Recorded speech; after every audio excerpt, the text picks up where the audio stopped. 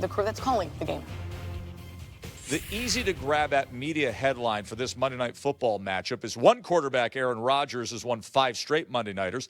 The other one, Kirk Cousins, is 0-8 on Monday Night Football as a starter. Forget that. Kirk Cousins is playing good football this year, and now a lot may fall on his shoulders without the running back Dalvin Cook. Well, the game plan won't change much. Mike Boone's going to run the football. Zimmer feels really strongly about that. But you got to think that defensive coordinator Mike Pettine of the Packers is going to take the run away at some point and put the ball in Kirk Cousins' hands. Good thing for the Vikings, Kirk has been playing well throughout the season, so they feel really good, not only about the game plan, but more importantly, about how the quarterback's playing. When these two met up back in September, it was a Packers win. These two teams have changed dramatically since then. Both offenses really have grown up since then. The big difference in this game, it's at Minnesota now. They're 6-0 at home this year. And they're going to feel really good. They're starting to come on. Defense had 7 turnovers last week. But more importantly, you get this secondary that's kind of been struggling. They'll be at home. They can feed off the home crowd. And I think that combination, Kirk, defense at home, Vikings got to be excited. And isn't it great to have a classic rivalry with a division on the line? We've got it. Monday Night Football at 8 Eastern. Packers at Vikings. All right, gentlemen, thank you. After Monday Night Football, you stick around for Sports Center with Scott Van Pelt. He'll have extensive reactions from Minneapolis, plus Booger and Ryan Clark, breaking down Aaron Rodgers and Kirk Cousins' respective nights. And James Harden and the Rockets visiting the Kings, looking for their 4th straight win. Sports Center with SVP after the Packers, Vikings on ESPN and the ESPN app. Half-hour headlines on a Friday morning. It's like a super Friday, though, because it's the last day of our week. It's also the last day for us together before the holiday, hence the sweaters. And yes, I know it's actually Monday, but I'm also happy that you're paying attention. Okay, Meow, here's the thing. The holiday and the break will explain the outfit. I was going for hideous and ugly, sort of like the Cowboys offense. Oh. Too soon? Dallas got some rough stat lines from its big 3 and a big loss to the Eagles in Philly. Dak Prescott, 265 yards on 44 passes. Zeke Elliott, 47 rush yards on 13 attempts. And Amari Cooper, 24 yards on just 4 receptions. Eagles, on the other hand, big games from Carson Wentz and Miles Sanders to take sole possession of first place in the NFC East. A division the Eagles can clinch. This is such an ugly sweater. Can clinch with a win or a tie at the Giants in the season finale next week. Now, Dallas isn't out of it yet. The Cowboys can clinch with a win over Washington and an Eagles loss. The winner will be the 4 seed in the NFC. When it comes to good news and bad news, always the bad first. So, Mark Ingram has a calf boo-boo, which forced him out of the game for the Ravens, so he's going to have an MRI, and our Josina Anderson said he was in a walking boot when she saw him post-game. Now, for the good, the Ravens won. Again, their 11th straight game. They're the 1 seed in the AFC. Translation, take week 17 off if you're hurt. The Ravens have nothing to play for. By the way, this is for the bottom. Honestly, some of the worst teams in football all playing each other. Why don't we start where the weather was best? South Florida. You got the Bengals and you got the Dolphins. This was good late. 33 seconds to play in this game. The lead is 16 for the Dolphins. And Andy Dalton finds Tyler Boyd, who had 2 touchdowns, 128 yards. Bengals will get a 2-point conversion. Still need the onside kick. Randy Bullock. Look at his bounce.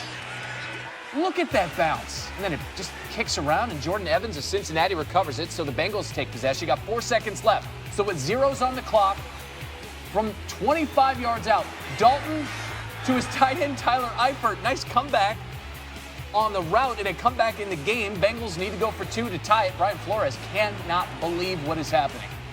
And Dalton, that speed demon, gets to the outside. He's in for the 2-point conversion. He threw for 396 and 4 touchdowns. We are going to overtime. So Ryan Fitzpatrick was better. 419 yards and 4 touchdowns. He found Isaiah Ford. Ford well into field goal range. Clock's down to 4 seconds. We almost had a tie. Who's worse? Was worst? No. It's Jason Sanders. In front of tens of fans, Dozens of fans to see it. Dolphins over the Bengals 38-35 in overtime. We get another critical must-lose for both of these teams, too. It's the Giants and Washington. Saquon Barkley didn't quite get that message, though. Midway through the first quarter, game tied at 7. Barkley just burst through a hole. And are you really going to try to race him? I mean, you can try, but you're probably going to fail just like that. 67 yards, touchdown. The Giants up 14-7. Later in the half, Giants game tied at 14. Daniel Jones, this time he's going to throw it to Barkley. Touchdown, 33-yarder. Adrian Peterson described Saquon as a bull. He's like, he's hard to bring down. Yeah, ended the game with 279 scrimmage yards, 189 of them on the ground, and 90 receiving. That's a new Giants record. They led 21-14 at the break. Dwayne Haskins went out of the game with an ankle injury. He said he tried to get back in, but he wasn't allowed. So Case Keenum is in for the first time since October 24th when he was concussed. Oh, that's how it's going to go. Touchdown for Keenum. Caps off a 99-yard drive. Tie game, bonus football. And then in overtime, give me some Daniel Jones. 352 yards, not a pick, and 5 touchdowns. Giants win the game 41-35, but they lose ground in the Chase Young Bowl standings. Congrats to the Bengals. They're keeping the Ohio tradition alive because that's where the number 1 pick is going to go, barring a trade, of course. I mean, obviously, the Bengals haven't picked number 1 since 2003 when they got Carson Palmer, and as it stands right now, Washington, they'll have the 2nd pick, but they need to lose next week to Dallas if they want to keep. And that's a game, obviously, that Dallas needs to win. They need to win that game and then hope the Eagles lose to the Giants if Dallas is going to play beyond Week 17. 8-8 could still win the division. Solid. 8-8. But Solid. there's this idea, this don't worry, there's still next week mentality. That's what I'm running out. Yeah, you're running out of time if you're the Cowboys, running out of real estate. Ed Werder has more now from Philadelphia. Throwing it deep down the left side into the end zone for Gallup. The ball is broken up, incomplete. Well, there you go. There's your ball game. It was all there for them, but they were not there for it. For the first time all season, the Cowboys are not in first place. In failing to even score a touchdown, much less clinch the NFC East, the Cowboys find themselves in contention for a more attainable title, the biggest waste of talent in franchise history. Just pissed.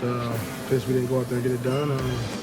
We needed one win to solidify the division, and we couldn't do it.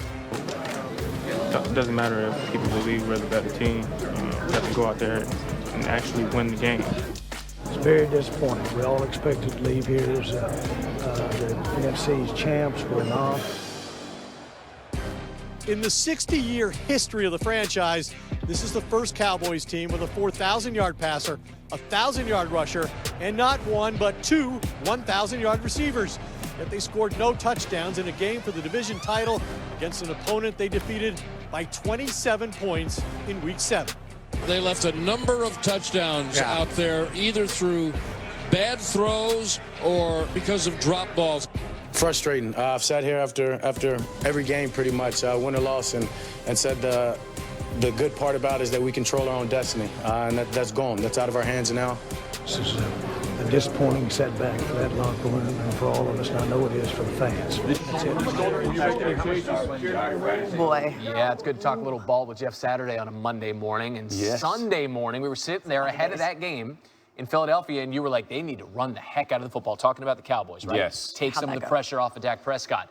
And then the game happens. Why didn't they listen to you? They must not have been watching our show. I mean, you know what I mean? Because ultimately, they give Ezekiel 13 touches. I mean, they must not have been watching their game against the Rams. Exactly. And it's just, you know, when you think about this football team, what they pride themselves in offensive line. They pride themselves in being physical. They want to keep their defense fresh and fast. All that is built around a run game. And I understand the Eagles brought guys down in the box. They did those things, but they completely struggled in even allowing their players to touch it. And then you have Dak Prescott, who basically didn't practice all week, didn't throw many balls.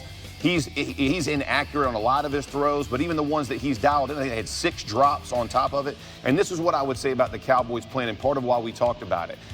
A lot less goes wrong in the run game than in the pass game. It requires so many more moving parts for the pass game to be on point. And when a guy's not practicing and you can't find that same rhythm and timing, it just leads itself to, why wouldn't you give your guys more touches? So again, I sat here last night post-game confused. I mean, honestly, about why you wouldn't. Your best opportunity was to hand that ball back to Elliott and Pollard all night long and just see what you can do to grind it out. And it keeps Carson Wentz on the bench, who's one of the hottest players in the NFL the last 2 weeks. And he just proved that he can beat you and put a team on his back. So disappointing loss for the Cowboys. It's baffling in a lot of ways, but I also feel like it fits with the NFC so far this season because no one wants to win the NFC East. We don't have a top seed that's set. Somehow the Seahawks lost to the Cardinals. how does that happen at this point of the year? But when you look at sort of the players involved, who do you consider the best team in the NFC? I'm going to go Niners. And here's why I would say that. Their game travels, right? Like you think about the Saints and how good they are at home, but they're not the same team you're on the road. This team travels. They play very good defense, but their run game, they can go run the football. They can be physical with it. I think Shanahan does the best job in the league of giving you a mix-up of outside zone. I mean, he can call games, screens, dump-offs. He does so many good things for you. And then, again, you kind of tee off on that defense. I think the Niners, to me, are the best team in the NFC right now. Right now, the Football Power Index giving them the best chance at the 1 seed at 56%, and then the Saints with the second best at 27%. I like it. It's Jeff Saturday. Before we leave, lack of holiday spirit. Yeah, let's just talk this through, right? I mean, very festive. I appreciate it.